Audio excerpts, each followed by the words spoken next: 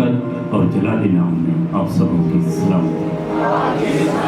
اماندار ہو، آج ایک بار پھر آپ کو دیکھنا، آپ کے ساتھ ہونا میرے لیے بڑی ہی برکت اور خوشی کا سبب ہے، اور خوشی چہروں پر آ ہی جاتی ہے جب آپ خدا کے گھر میں ہوتے ہیں۔ اس سے بہتر خوش ہونے کی جگہ آپ کو کہیں اور نہیں ملتی۔ میں نہیں سمجھ سکتا کہ آپ کیسا محسوس کر رہے ہیں، کیا سوچ رہے ہیں، لیکن میں خدا کے پاک روح کو آپ کے درمیان محسوس کر سکتا ہوں، اور وہ آپ کے ساتھ ہم کلام ہونے کو ہے۔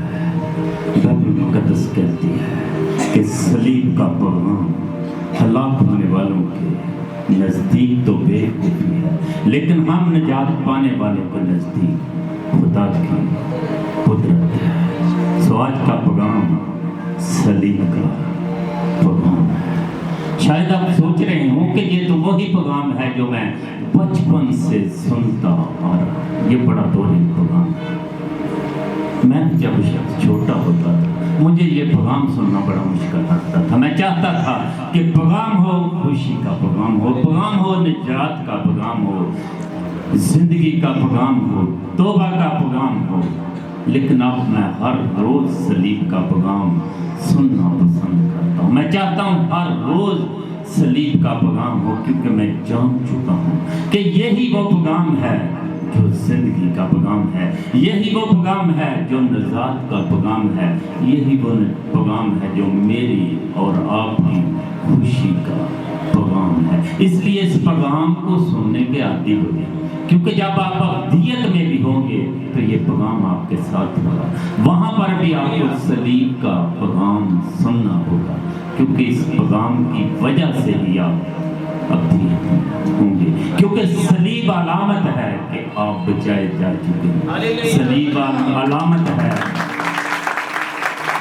آمین، صلیب علامت ہے کہ آپ بچائے جا چکے ہیں، اور صلیب علامت ہے کہ آپ شاہی کانوں کا فرقہ ہیں، آپ شاہی کانوں کا فرقہ اور مقدس قوم ہے۔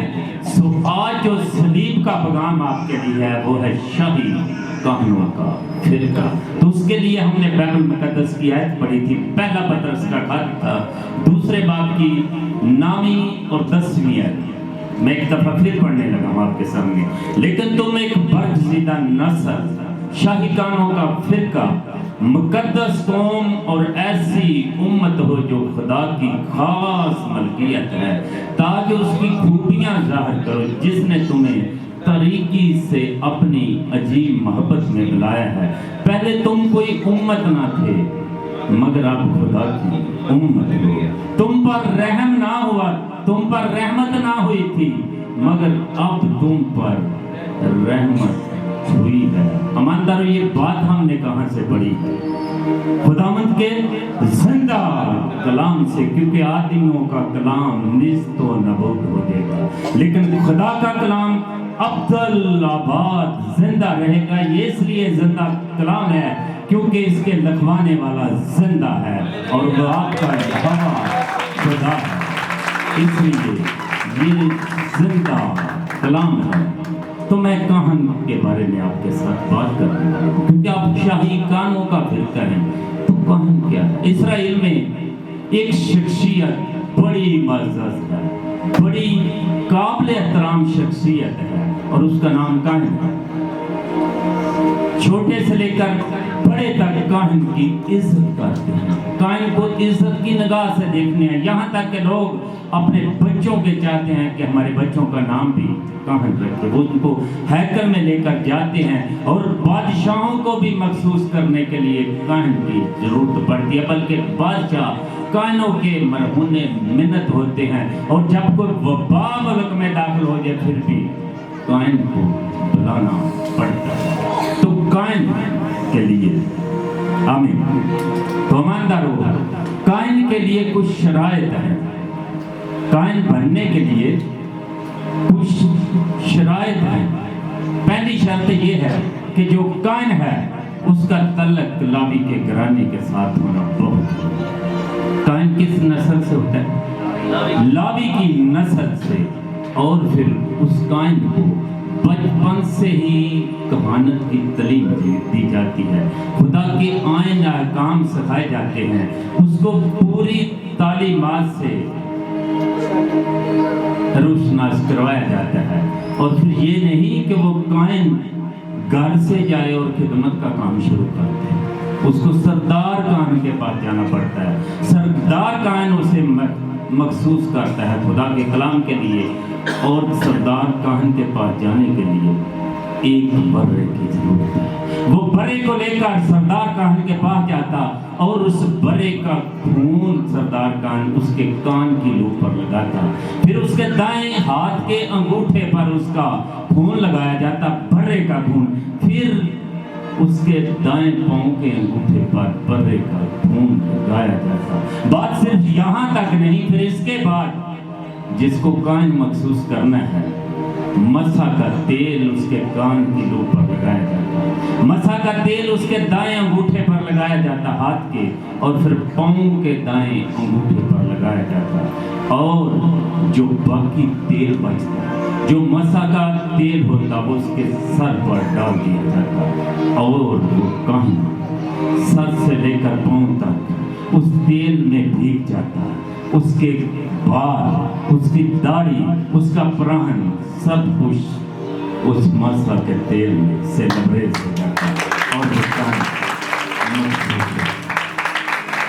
ہمارا اس کے علاوہ ایک ہستی ہے اور اسرائیل میں جو نفرت کی نگاہ سے دیکھی جاتی ہے، جس کی کوئی عزت نہیں ہے، جس کی کوئی ویلیو نہیں ہے، اور وہ کوڑی ہے۔ اسرائیل میں جس کسی کو کوڑ نکل آتا وہ اپنے گھر میں نہیں رہ سکتا، وہ قابل رحم شخصیت تھی لیکن اس پر رحم نہیں ہو سکتا تھا، کیونکہ کوڑ گناہ کی علامت ہے۔ اسرائیل سوچتا کہ یہ بہت بڑا گناہگار ہے جس کو کوڑ نکل آیا ہے، اس کو گھر سے باہر نکال دیا جاتا، اس کو شہر سے باہر نکال دیا جاتا، وہ اپنے خاندان سے کٹ جاتا، گرمی میں، سردی میں، جاڑے میں، بارش میں وہ گھر سے دور رہتا۔ اور کوڑ ایسی بیماری ہے کہ اس کے جسم کے اعضاء کرنا شروع ہو جاتے ہیں، کان جھڑ جاتے ہیں، ناک جھڑ سکتی ہے، اس لیے کوڑی کو پٹیوں سے باندھ دیا جاتا تھا۔ لیکن اگر خدا کسی کوڑی پر رحم کرے، خدا کا فضل کسی کوڑی پر ہو جائے، اس کا کوڑ جاتا رہے، تو وہ یہ نہیں کہ وہ ڈائریکٹ اپنے خاندان میں آ جائے، اس کے لیے اس کو بھی کاہن کے پاس جانا پڑتا تھا، اس کو سردار کاہن کو دکھانا پڑتا تھا، اور اگر سردار کاہن دیکھے کہ اس کا کوڑ قابل علاج ہے، یہ ٹھیک ہو رہا ہے، تو پھر سردار کاہن کہتا کہ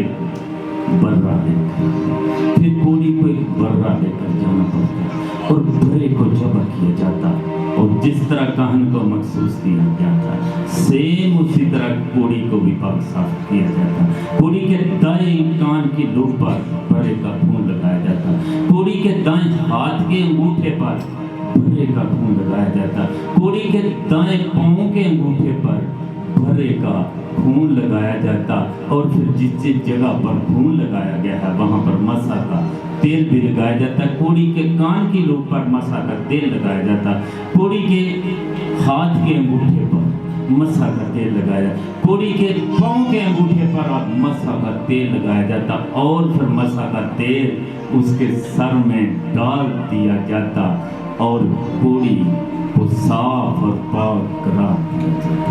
اس کے بعد کوڑی کو پکڑ کر مذبح کے پاس لایا جاتا، اس سے پہلے کاہن کو بھی مذبح کے پاس لایا جاتا، اور وہ خدمت کے لیے تیار ہوتا۔ مانتا جو میں بات آپ کے ساتھ بانٹنے والا ہوں، اس کو میں چاہتا ہوں کہ آپ پوری توجہ سے سنیں، پورا دھیان آپ کا خدا کے کلام پر ہو، کیونکہ اسرائیل میں جو کوڑ تھا وہ گناہ کی علامت تھی۔ جب آدم اور حوا نے گناہ کیا تو گناہ کا کوڑ ان کی زندگی میں آ گیا، اور وہ اپنے گھر سے نکال دیے گئے، وہ گھر سے باہر کر دیے گئے۔ اب آدم کی نسل سے جو بھی پیدا ہوتا اس میں گناہ تھا، اور کوڑ کا گناہ تھا، کیونکہ آدم کے سیڈ سے، آدم کے بیج سے وہ گناہ دنیا میں پھیل رہا تھا۔ تو زبور میں اس لکھتا ہے کہ میں نے گناہ جنمی میری مائی، اور رسول لکھتا ہے کہ ایک کے وسیلہ سے گناہ آیا اور گناہ دنیا میں پھیل گیا، اس لیے کہ سب نے گناہ کیا اور سب خدا کے جلال سے محروم ہیں۔ ایمان دارو، آپ گناہ کے کوڑ میں مبتلا تھے، میں گناہ کے کوڑ میں مبتلا تھا۔ میں سوچ رہا تھا کوئی بہانہ نہیں تھا، کوئی وجہ نہیں تھی کہ میں بچایا جا سکوں، اس کوڑ سے بچایا جا سکوں۔ میں بچنا چاہتا تھا، میں برا ڈھونڈ رہا تھا، میں فدیہ ڈھونڈ رہا تھا، میں قربانی اپنے لیے ڈھونڈ رہا تھا۔ میری نظر آدم سے لے کر ابراہیم تک گئی، کوئی جانور ایسا نہیں تھا جس کا خون لگانے سے میں بچ جاؤں، جس کے خون سے میرا گناہ، میرا کوڑ جاتا رہے۔ ایماندارو، کوئی ایسا نہیں تھا، کیونکہ بائبل مقدس میں لکھا ہے کہ یہ ممکن نہیں ہے کہ بیلوں اور بکروں کا خون سے آپ کی خلاصی ہو، یہ ممکن نہیں کہ کسی مخلوق کے خون سے مخلوق کی خلاصی ہو سکے۔ پھر میں نے بیابان میں پکارنے والے کی آواز سنی، پھر میں نے بیابان میں پکارنے والے کی آواز سنی کہ یہ ہے وہ خدا کا برہ جو جہان کے گناہ، یہ ہے وہ خدا کا برہ جو جہان کے گناہ اٹھا لیے جاتا۔ مان کرو، میں نے اس برے کے پیچھے پیچھے چلنا شروع کر دیا، میں نے اس برے کو پکڑ لیا اور میں گناہوں سے پاک ہونا شروع ہو گیا۔ جب آپ اس آواز کو سنیں تو اس برے کے پیچھے پیچھے چلنا شروع کر دے۔ وہ کسی کو خالی ہاتھ جانے نہیں دیتا، بلکہ اپنی رحمت اور برکتوں سے بھر دیتا ہے۔ وہ برا کہتا ہے کہ راہ اور زندگی میں ہوں، زندگی کا دروازہ میں ہوں، کوئی میرے وسیلہ کے بغیر اپنے گھر میں نہیں جا سکتا، کیونکہ دروازہ میں ہوں۔ ایماندارو، اس دروازے کو سنبھال لیجیے۔ اور پھر یوحنا عرب کی آواز آئی کہ یہ ہے وہ برا، یہ بنائے عالم سے پہلے جب یہ بنائے عالم سے پہلے جبا کیا ہوا برا ہے۔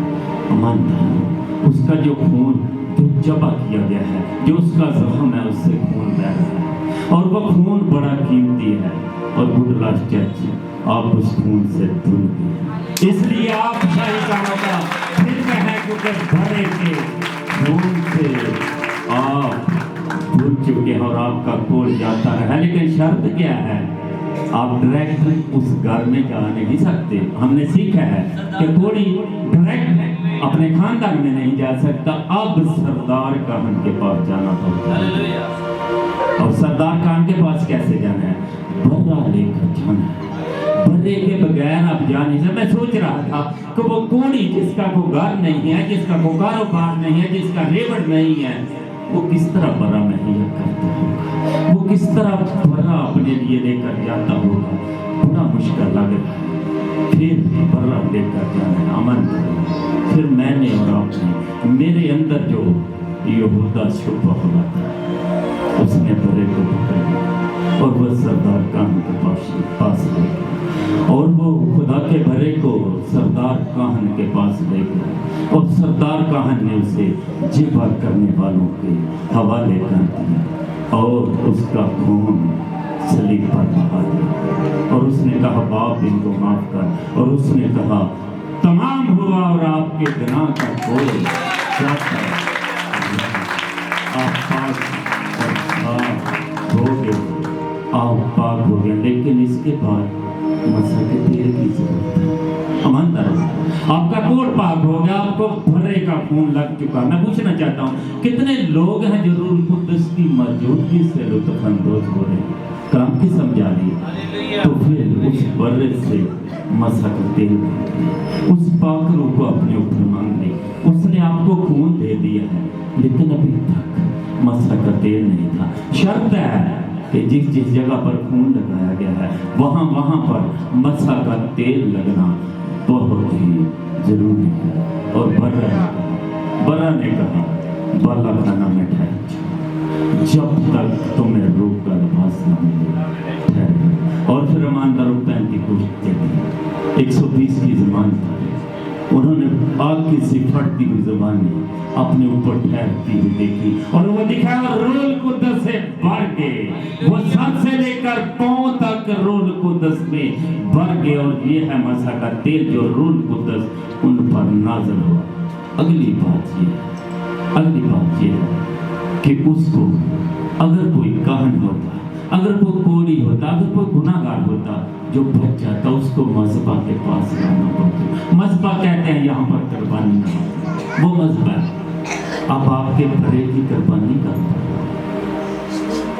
सलीब, तो मैं आपको सलीब के पास लेकर आना चाहता हूँ। मैं चाहता हूँ कि आप सलीब के पास आ जाए। बहुत से लोग हैं जो अपने कामों पर फख्र करते, बच्चे अपने खिलौनों पर फख्र करते हैं, अपने अच्छे कपड़ों पर फख्र करते हैं, बड़े अपने घरों पर, अपनी गाड़ी पर फख्र करते हैं, अपनी एजुकेशन पर, अपने अच्छे जेहन पर फख्र करते हैं, अपनी प्रॉपर्टी पर, अपनी अच्छी बनावट, अपनी अच्छी ड्रेसिंग पर फख्र करते हैं। मैं एक आदमी के साथ आपको मिलाना चाहता हूँ जिसका नाम पौलुस रसूल है। गलातियों की कलीसिया का नाम पौलुस रसूल का खत 6 बाब की 11वीं आयत आपके साथ बांटना चाहता हूँ। लिखा है, रसूल कहता है, लेकिन खुदा न करे कि मैं किसी चीज पर फख्र करूं सिवा अपने खुदावंद यीशु मसीह की सलीब के, जिससे मैं दुनिया मेरे एतबार से मसलूब हुई और मैं दुनिया के एतबार से। रसूल कहता है कि खुदा ना करे मैं किसी चीज पर फख्र करूं, मानता हूं। रसूल के वक्त में सलीब निजात का निशान नहीं थी, सलीब जिंदगी का निशान नहीं थी, सलीब लानत की अलामत थी।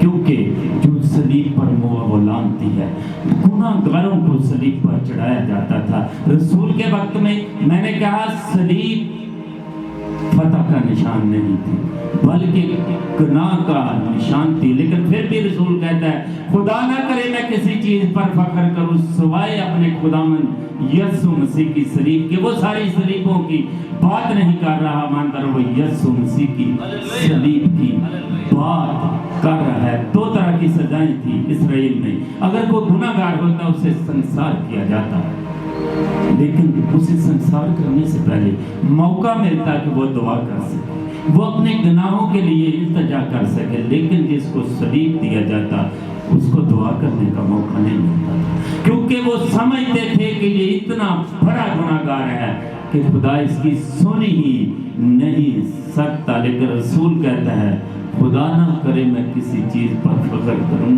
सिवाय अपने यीशु की सलीब। मैं एक छोटी सी कहानी आपके साथ बांटना चाहता हूं कि छोटी बच्ची थी, उनके स्कूल में एक मुकाबला हो रहा था वेल ड्रेस होकर जाने का, और वो लड़की फर्स्ट आई। उसने अपने गले में सोने की सलीब पहनी हुई थी जो बहुत ही कीमती सलीब थी।